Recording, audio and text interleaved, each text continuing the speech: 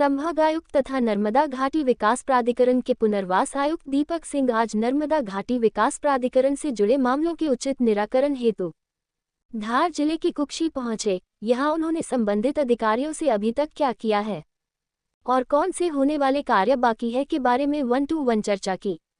बैठक में मौजूद पुलिस महानिरीक्षक Indore Shri Anurag, Dhar collector Shri Priyank Mishra, Barwani collector doctor Rahul Fating, Alirajpur collector doctor Abhay Arvind Bedekar, Dhar police अधीक्षक मनोज कुमार सिंह, बड़वानी पुलिस अधीक्षक पुनीत गहलोत, अलीराजपुर पुलिस अधीक्षक राजेश व्यास सहित एनवीडीए और पुनर्वास से जुड़े विभागों के संबंधित अधिकारी मौजूद थे। बैठक में संभागायुक्त श्री दीपक सिंह ने कहा कि डूब प्रभावितों की समस्याओं का हल करने और उनके पुनर्वास में सुविधा बढ़ाने की सरकार की कोशिशों को संवेदनशीलता के साथ अमली जामा पहनाने की कवायदें जारी है। वहीं मुख्यमंत्री डॉक्टर मोहन यादव के निर्देश पर डूब प्रभावितों की मुश्किलों को मौके पर जाकर सुलझाने का ये प्रयास है। कुक्षी आकर बैठक लेने के पीछे भी यही मंशा है कि गंभीरता एवं प्राथमिकता से इस पर समाधान करके चर्चा की जाए। वहीं बैठक में अतिवृष्टि से उपजी स्थिति के संबंध में जरूरी राहत और बचाव, राहत शिविरों, एनडीआरएफ और एसडीआरएफ की तैनाती, विभागों में आपसी समन्वय आदि के संबंध में चर्चा कर जरूरी निर्देश दिए गए। मनावर विधानसभा की हर छोटी बड़ी खबर पहले आपके मोबाइल पर देखने के लिए यूट्यूब चैनल AM न्यूज़ को लाइक करें, शेयर करें और कमेंट बॉक्स में अपनी राय जरूर दें। रिपोर्टर अता मोहम्मद, मनावर, जिला धार। मैंने अभी 2 दिवसीय दौरा निसरपुर का किया है। कई गांव में जाकर लोगों से मुलाकात की है। कोटेश्वर में, कटनेरा में, निसरपुर में, रात को शाम भी यहीं किया है गाँव में।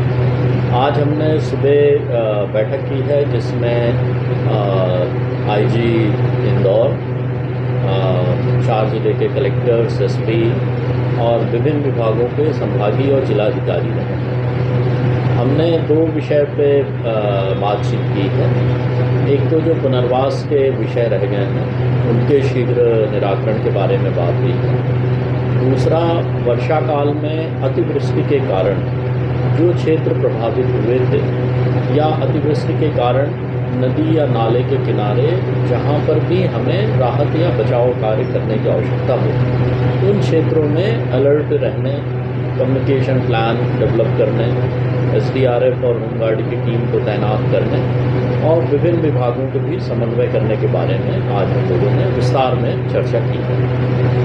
दूसरा विषय है पुनर्वास का।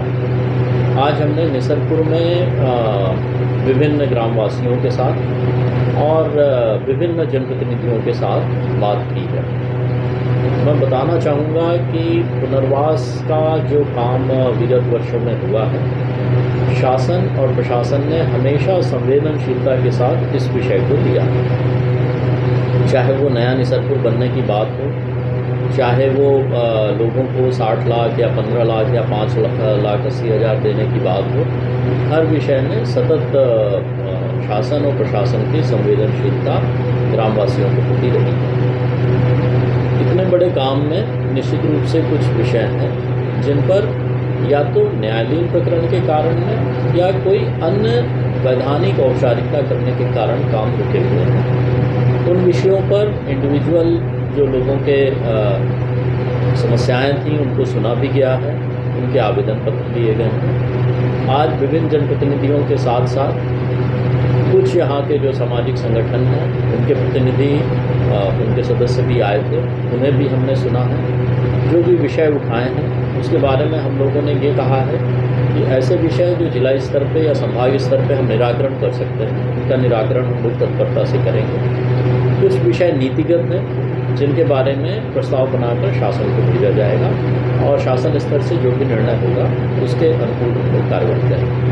सर, अभी सामने डूब आने वाली है, जो लोग 3 सेट में अभी रह रहे हैं तो उनके लिए क्या तत्काल कोई निराकरण हो सकता है? जैसा मैंने कहा कि जो विषय हम लोग जिला स्तर पे निराकरण कर सकते हैं उसमें कलेक्टर्स की अध्यक्षता में ऑलरेडी जो पुनर्वास और उनका काम चल रहा है वो चलेगा। और जिन विषयों पे हमें शासन स्तर से अगर कोई नीतिगत निर्णय चाहिए होगा तो वो हम शासन स्तर पर भेजेंगे।